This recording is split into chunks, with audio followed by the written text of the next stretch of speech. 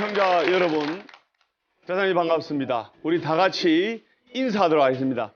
술술 풀릴 겁니다. 술술 풀릴 겁니다. 예, 여러분들 목소리 들어보니까 앞으로 술술 풀릴 거라 소성이 확신합니다. 오늘은 보아사법담 스님의 술술 풀리는 소원성취 이야기 중에서 행복으로 가는 지름길이라는 소제목을 가지고 오늘 또 신나고 밝은 강의하도록 하겠습니다. 오늘 보아사법담 스님이 베스트셀러 마음의 꽃밭을 이루다 중에 좋은 글을 발췌했습니다. 여러분들 도만들 손을 잡으시고 눈을 감아주시기 바랍니다.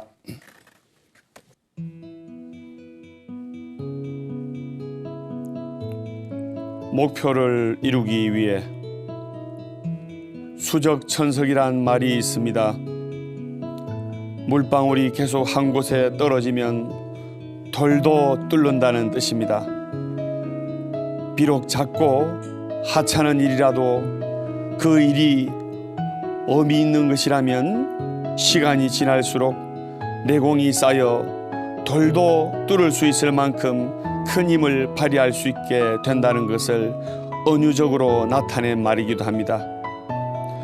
우리는 무슨 일을 함에 있어서 어려움에 부딪히게 되면 쉽게 포기해버리고 맙니다.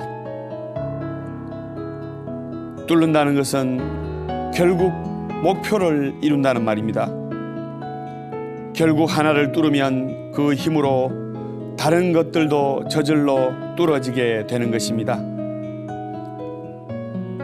지금 당장이 아니라 미래에 꽃피울 수 있는 그 무엇을 향해 지금부터 첫 발을 힘차게 내디뎌 보세요. 관세음 보살. 자, 눈을 뜨시기 바랍니다.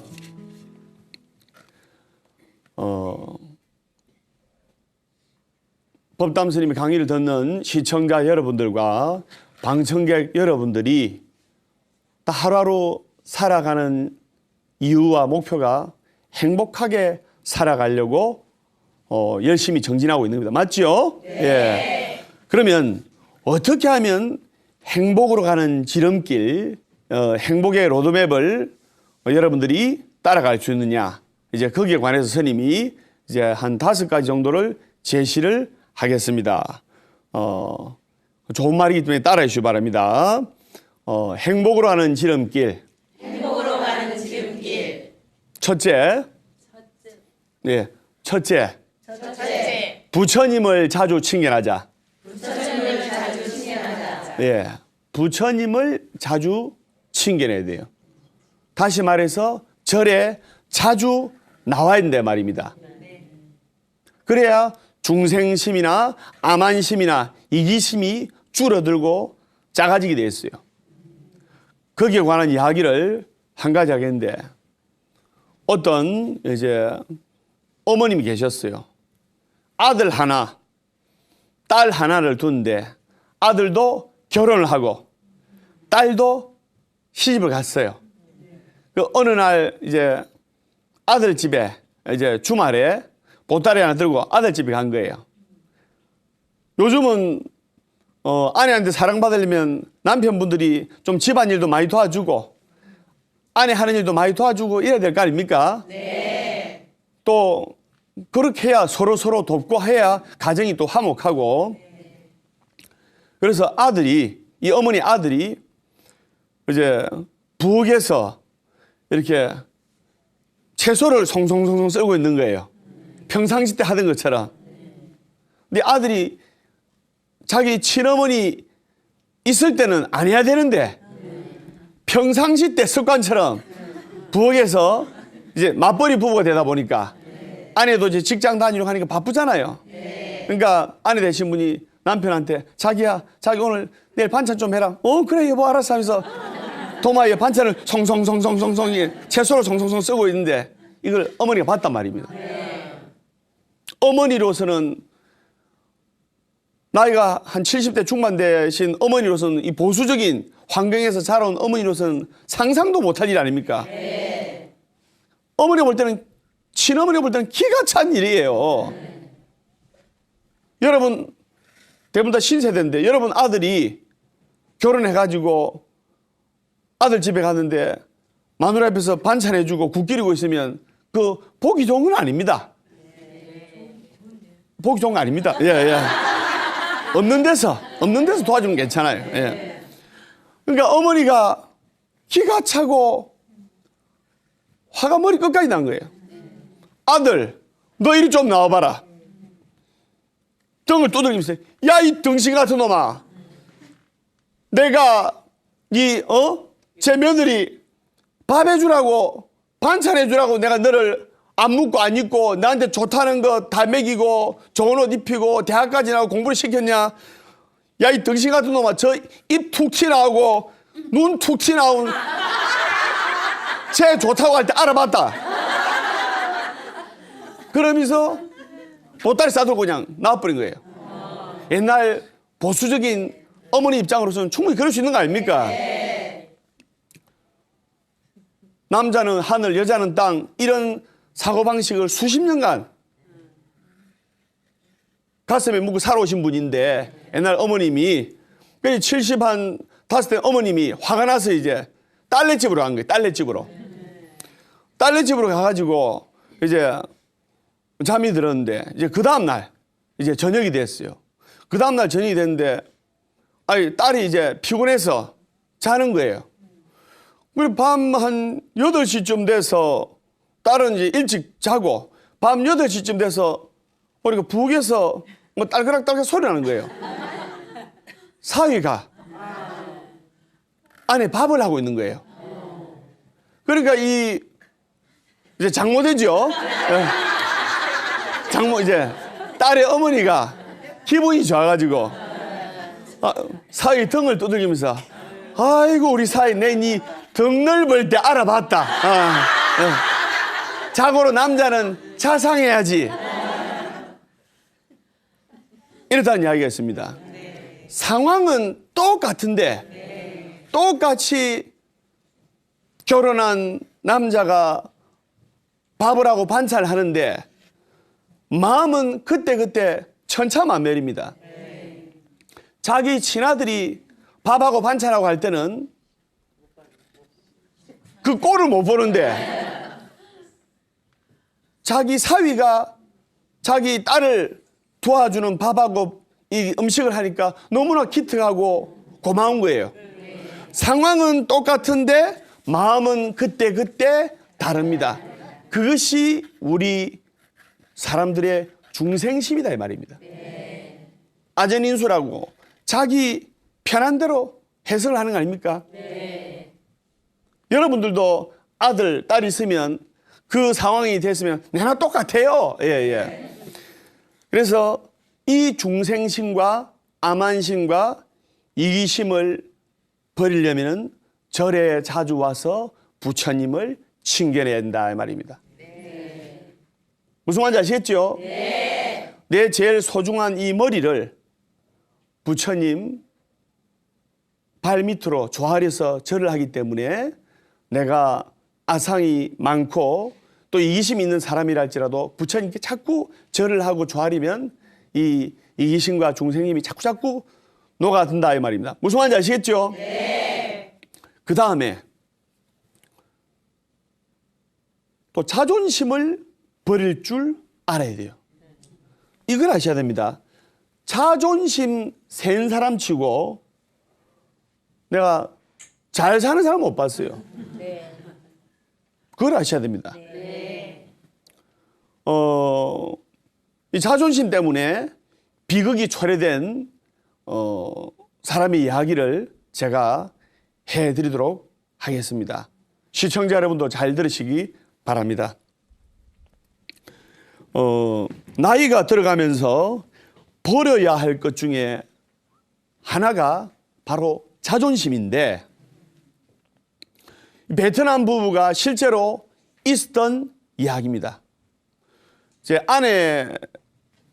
베트남 아내가 임신 7개월이 됐어요. 베트남 남편이 있었는데, 베트남은 전쟁이 막 자주 발발하는 나라 아닙니까? 그래서 그 군인의 신분으로 전쟁 군대 이제 갔어요. 그래가지고 입대를 했는데 이리저리 이제 군복무를 하고 이래가지고 또 훌륭하게 또 자기 임무도 수행하고 해가지고 4년 만에 제대를 했어요. 제대를 하고 보니까 아내 배는 홀쭉하고 아기를 낳았을 거 아닙니까? 네. 4살 배기 베트남이 아빠랑 베트남 남편이랑 똑같이 생긴 많이 닮은 아들이 있었어요. 4살 배기. 그러니까 아내가 이야기 안 해도 틀림없이 얘는 내 아들이다. 4살이면 말을 똘망똘망 할 때 아닙니까? 얼마나 예뻐 4살이면 말이 똘망똘망해요. 그래서 아들아 아빠 왔다 이런 거예요. 그러니까 그 4살 배기 아들이 아니에요. 아저씨 우리 아빠 아니에요. 우리 아빠는 따로 있어요. 매일 저녁에 우리 집에 와요. 그 말을 들은 순간 이 베트남 남편이 피가 거꾸로 솟지 않습니까? 네. 정말 너네 아빠 있어? 네 있어요. 저녁마다 우리 집에 오셔가지고 엄마가 일었으면 같이 일어서고 엄마가 앉으면 같이 앉고 엄마가 누우면 같이 누워요. 이 말에 너무나 충격을 받고 이 베트남 남편이 딱 한이 서리 시작한 거예요. 물어보면 될 건데 어찌된 영문이고 자존심 때문에 안 묻고 아내한테 찬바람 나게 하는 거예요.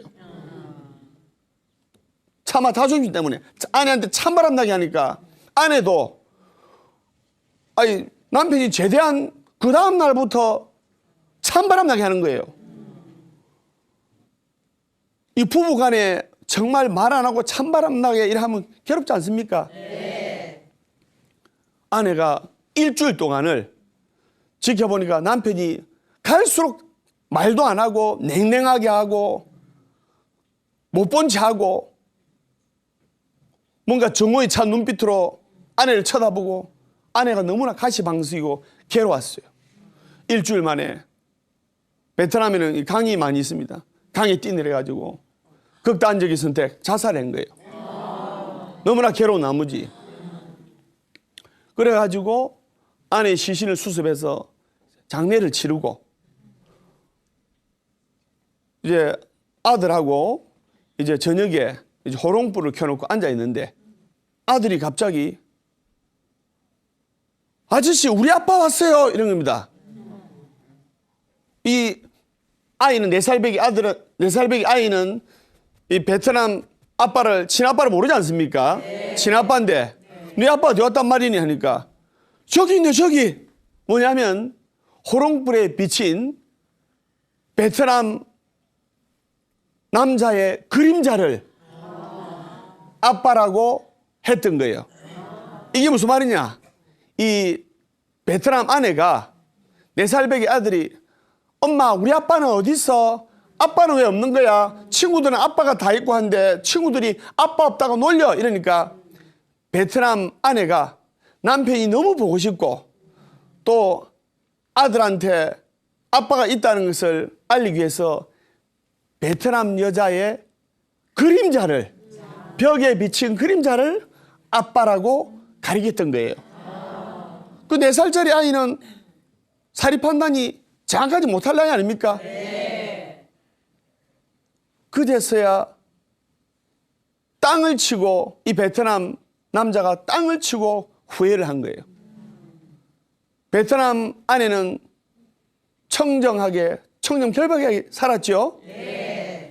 그런데도 서로의 자존심 때문에 만약에 그 4살 배기 아들이 우리 아빠 따로 있어요. 저녁마다 와요. 엄마가 일어나면 같이 일어나고 앉으면 같이 앉고 누우면 같이 누워요. 이랬을 때 이 말을 들었을 때 베트남 남편이 베트남 아내에게 여보 내가 너무 지금 괴롭소. 내 지금 마음은 지옥 같아요. 아기가 그런데 새아빠가 있다는데 도대체 그 사람이 누구요? 그 한마디만 물어봤다면 비극을 막을 수가 있었어요. 자존심 때문에 못 말했단 말입니다. 그 다음에 남편이 그렇게 이야기를 안 했다 하더라도 남편이 일주일간 정말 찬바람 나게 정말 살벌하게 정말 냉정하게 했다 하더라도 아내 되시는 분이 남편한테 여보 당신 갑자기 왜 이렇게 저한테 냉랭하게 대하는 거예요? 저 너무 괴로워요. 너무 가슴이 아파요. 도대체 이유가 뭡니까? 이 한마디만 물어봤더라도 이런 비극은 막을 수가 있었습니다. 이게 바로 자존심에서 온 비극이에요. 진정한 사랑에는 자존심이 들어설 자리가 없습니다. 자존심이 여러분들의 길을 가로막지 않게 돼요. 베트남 속담에는 다정하게 말하는 것에는 돈이 들지 않는다는 말이 있습니다. 법담 스님이 다정하게 이야기하고 있지 않습니까? 네. 다정하게 말하는 것은 돈이 들지 않아요. 네. 왜 그랬냐고 한 번만 물어봤다면. 그래서 이 자존심이 불가에서는 이제 굳이 해석을 하자면 아상의 비유가 되는데, 아상의 여러분들이 살아가면서 여러분들하고 인연 맺은 분들이 갑자기 냉랭하게 차갑게 냉정하게 이랬을 때는 네가 이기나 내가 이기나 보자 이러지 마시고 왜 그러는지 한번 물어볼 수도 있다 이 말입니다. 네. 세상에 이해 못할 일은 아무것도 없어요. 네. 상대방의 이야기를 들어보면 다 이해가 되고 납득이 가는 이야기다 이 말입니다. 그래서 행복으로 가는 지름길은 부처님을 자주 챙겨내야 되고 부처님을 자주 챙겨남으로써 중생심과 이기심과 아상과 암한심을 자꾸 버릴 수가 있다 이 말입니다. 무슨 말인지 아시겠죠? 네. 그 다음에 두 번째 좋은 말인 거 따르세요. 좋은 도반을 잘 사귀자. 좋은 도반을 잘 사귀자. 정말 중요한 얘기예요. 도반 잘못 사귀어가지고 내가 신세 망치는 사람들을 한둘이 본 거 아닙니다. 부처님 말씀에 향을 쌓던 종이는 향내가 나고 생선을 쌓던 종이는 비린내가 나는 거 아닙니까? 여러분들 이 좋은 디지털 부처님 무상사 부처님 전에 이렇게 기도하시기 때문에 보아사법담스님 강의를 들으시기 때문에 향냄새가 싹 나는 겁니다. 앞으로 잘 되리라 소승이 확신합니다. 예. 거기에 관한 이야기를 한 가지 하겠는데, 그래서 어떤 두 친구가 있었어요. 두 친구가 사막을 가다가 사막에는 덥고 목도 마르고 갈증도 나고 이러지 않습니까? 네. 사소한 시비 끝에 말다툼이 생긴 거예요. 그래서 옆에 친구가 자기 친구한테 뺨을 한 대 세차게 때린 겁니다. 뺨을 맞고 그 뺨을 맞은 친구가 한 30분 길을 가다가 사막 위에 모래, 오늘 나의 제일 소중한 친구가 나의 뺨을 때렸다. 모래에 의했다. 적은 거예요. 그래서 또 한 2시간쯤 길을 가니까 이제 오아시스를 발견한 겁니다. 오아시스를 발견해가지고 더우니까 이제 목욕도 하고 물도 먹고 이러던 중에 이 사막에는 이 늪지대가 많이 있거든요. 목욕하는 도중에 늪에 빠진 겁니다. 죽음 위기에 놓였을 때 그 뺨을 때린 친구가 손을 뻗어서 자기를 구해준 거예요. 그 친구 덕분에 목숨을 구했던 이 사람이 다시 돌에다가 적은 거예요. 오늘 나의 소중한 친구가 나의 목숨을 구해주었다. 그러니까 뺨을 때리고 목숨을 구해준 친구가 묻는 거예요. 보시오, 친구여. 내가 자네 뺨을 때렸을 때는 왜 모래에 졌고 내가 우리 친구 목숨을 구해줄 때는 왜 돌에다가 적었는고 물었어요. 그러니까 그 친구 하는 말이, 친구여, 상대방이 나에게 고통을 줬다든지 괴로움을 줬을 때는 그것을 모래에다가 적어야 되네. 그래야 용서의 바람이 불어와 그것을 다 지워버릴 수가 있으니까.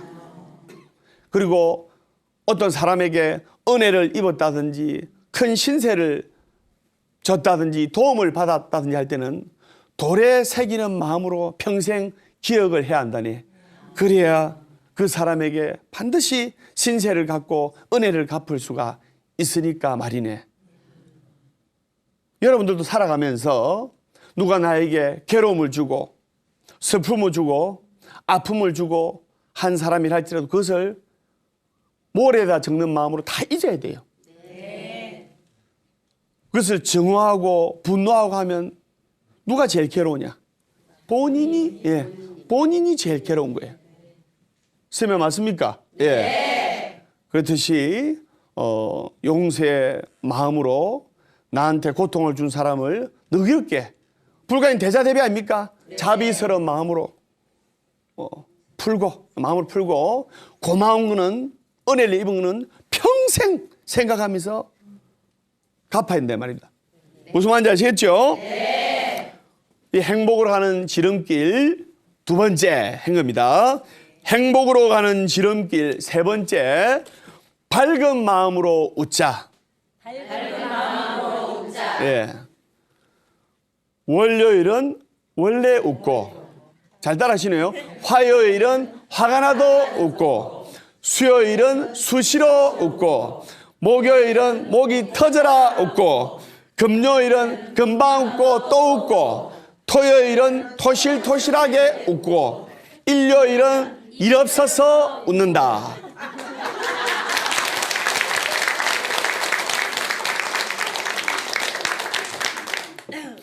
요래하면 일주일이 즐겁잖아요. 근데 이제 1년을 즐겁게, 1년을 밝게 웃으면서 사는 법을 스님이 연구를 해왔습니다. 이거 좋은 말이니까 따라해 주셔야 돼요. 1월달 있죠? 자, 시작합니다. 1월은 일삼아 웃고, 2월은 이유 없이 웃고, 3월은 산박하게 웃고, 4월은 사정없이 웃고, 5월은 오손도손 웃고, 6월은 유쾌하게 웃고, 7월은 칠칠하게 웃고, 8월은 팔팔하게 웃고, 9월은 구수하게 웃고, 10월은 시끌벅적하게 웃고, 11월은 일일이 웃고, 12월은 12지장 끊어지게 웃자. 예, 그러면 제가,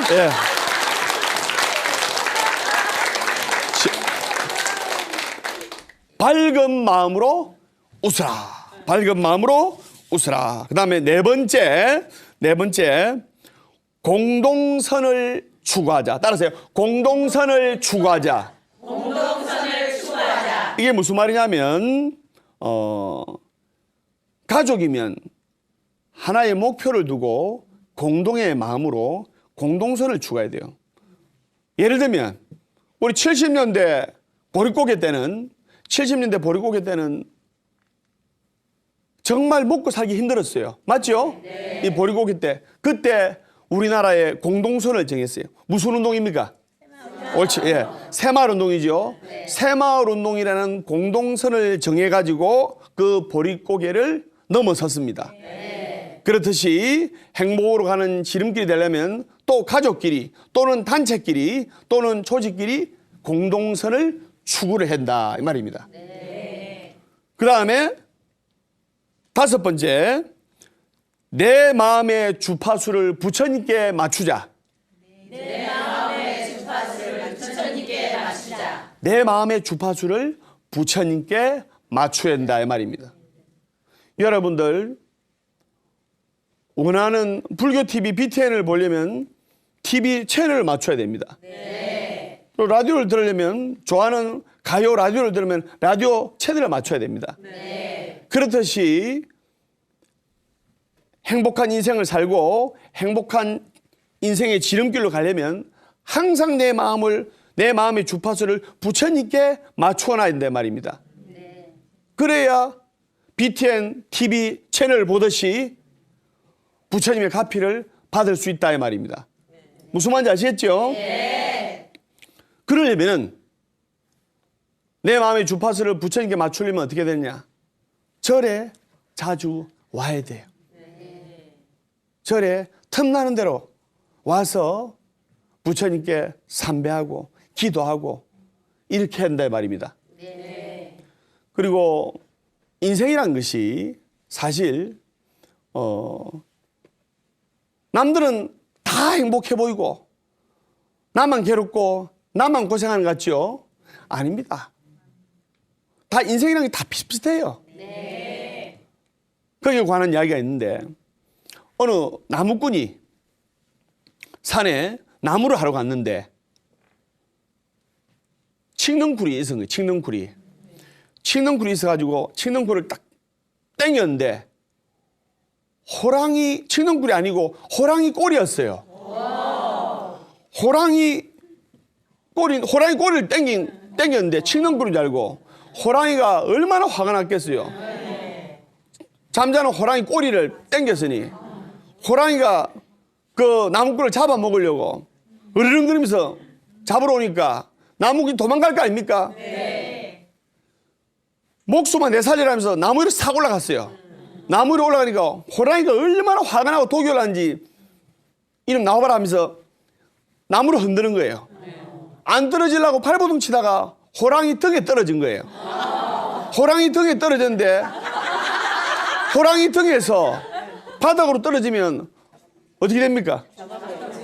예, 호랑이 잡아먹잖아요. 대답 참 잘하시네. 예.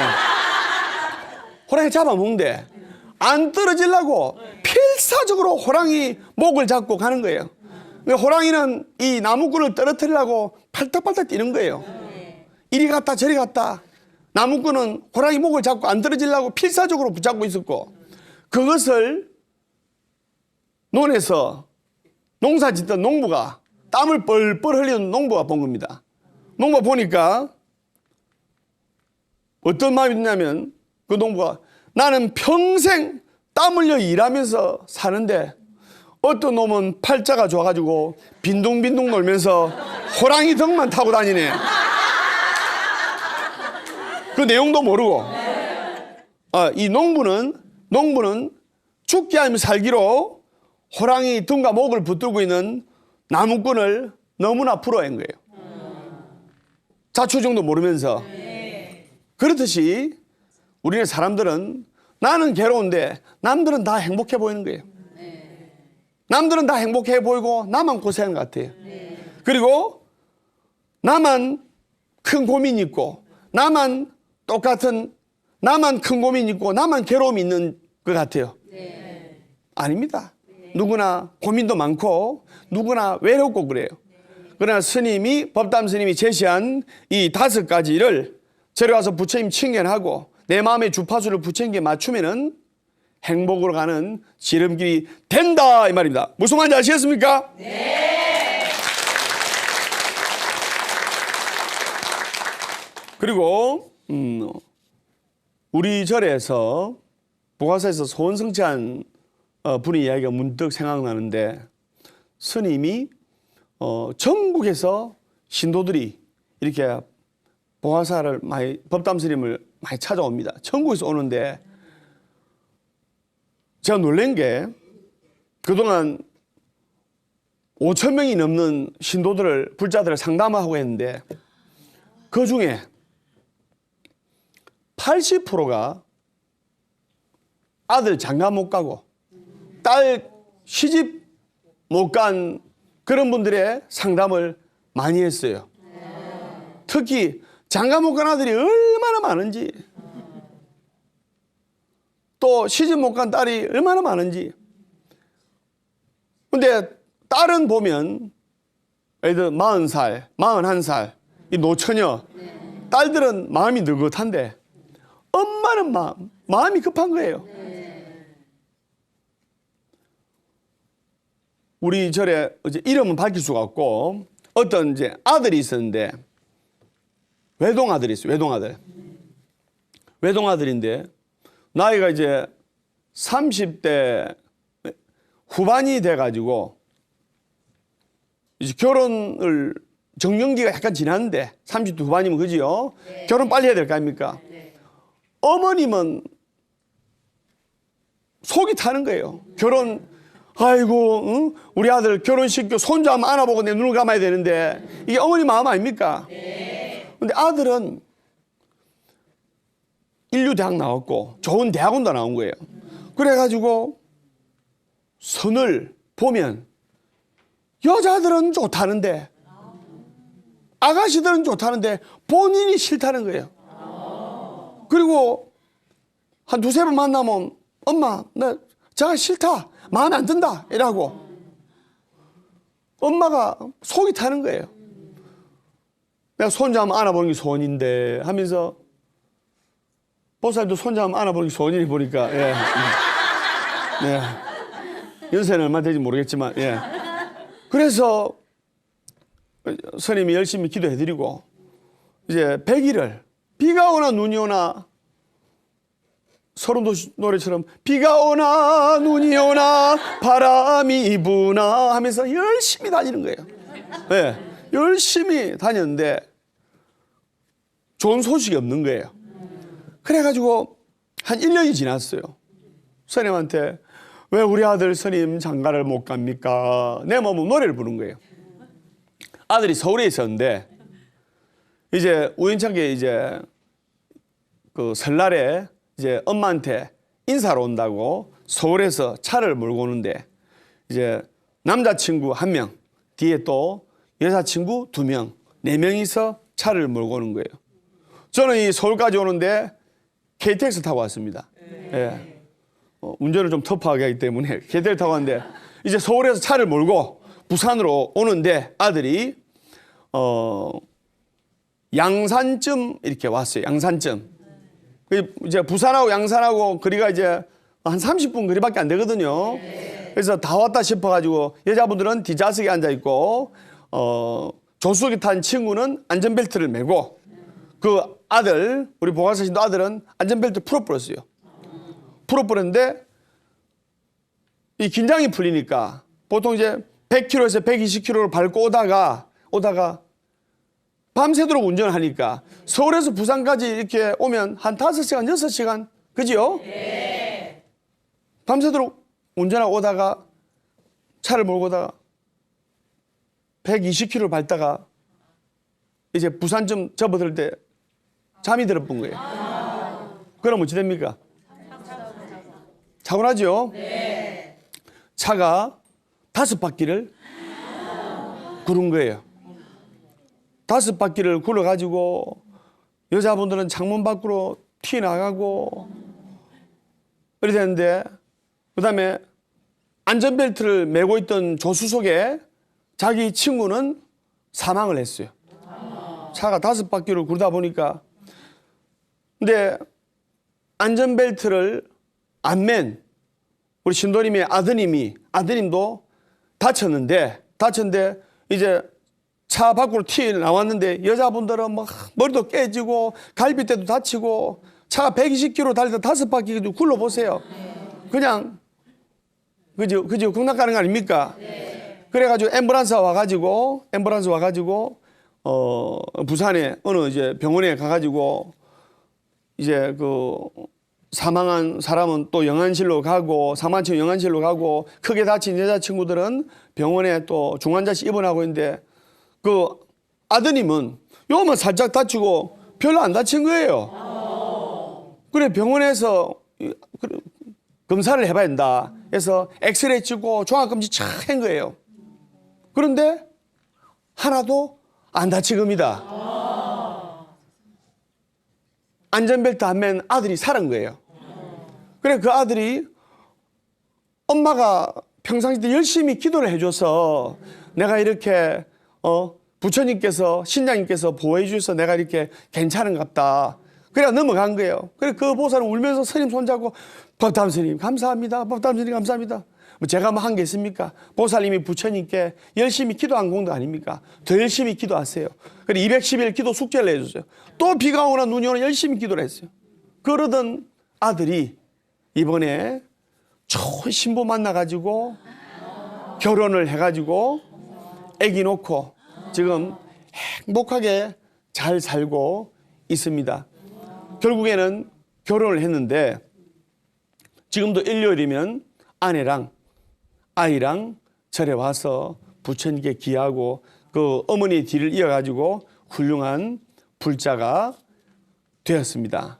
그래서 부처님 말씀에 동쪽으로 기울인 나무는 언제 넘어져도 동쪽으로 넘어지고 서쪽으로 기울인 나무는 언제 넘어져도 서쪽으로 넘어지고 부처님 쪽으로 다 넘어지는 불자는 넘어지면 누가 받아준다?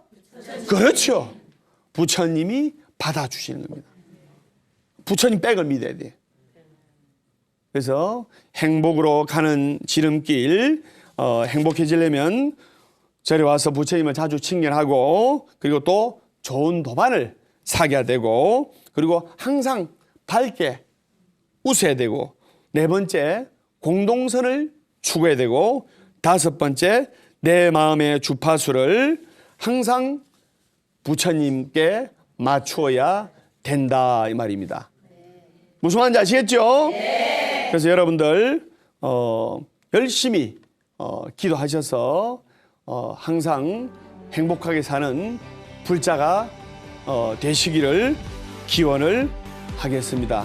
여러분들 만나서 너무나 반갑습니다. 우리 다 같이 인사하겠습니다. 술술 풀릴 겁니다.